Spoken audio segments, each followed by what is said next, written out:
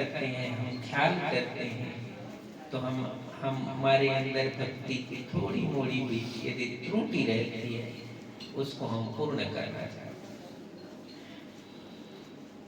तो सद्गुरु का ज्ञान एक शिष्य के लिए कैसी पूर्णता में बदलता है, ये ज्ञान हमारे लिए कैसे पूर्ण होता है, ये विधि है।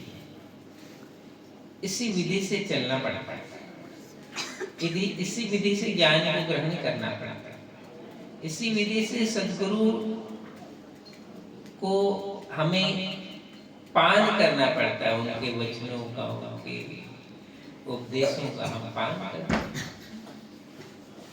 ये प्रारंभ में ये मार्ग कठिन है, लेकिन इसी मार्ग से जीव की तृप्ति है, आनंदित उसे होना, दूसरा मार्ग नहीं है।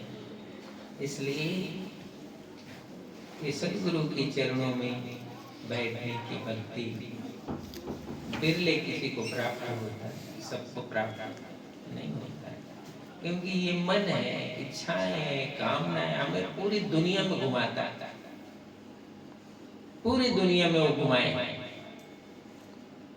और पूरी दुनिया में घूम घूम करके वो अतृप्त रहता है, वो तृप्त होता नहीं, क्योंकि पूरी दुनिया में जो घूमती हुई जो वृत्तियां हैं वो बहिर्मुखी है, वो अंतर्मुखी नहीं। अंतर्मुखी जो वृत्ति है अपने सद्गुरु के ज्ञान और बोध में स्थित होती है। इसलिए कहते हैं एक यात्रा होती है घर से बाहर, तो घर से बाहर जो यात्रा होती है वो बिजनेस का, व्यापार का, काम का, धंधा का, ये यात्रा है।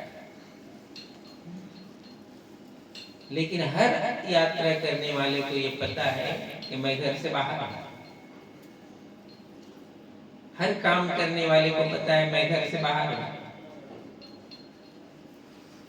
ये तो पता है।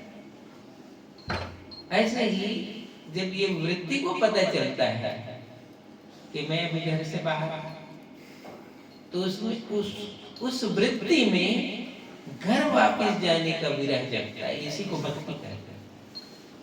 सद्गुरु का ज्ञान का मतलब होता है जिसको ये पता है कि मैं अभी बाहर हूं, मैं अपने घर में नहीं। तो ऐसे ही जो वृत्ति को पता चलता है सद्गुरु के ज्ञान को श्रवण करने के बाद, मैं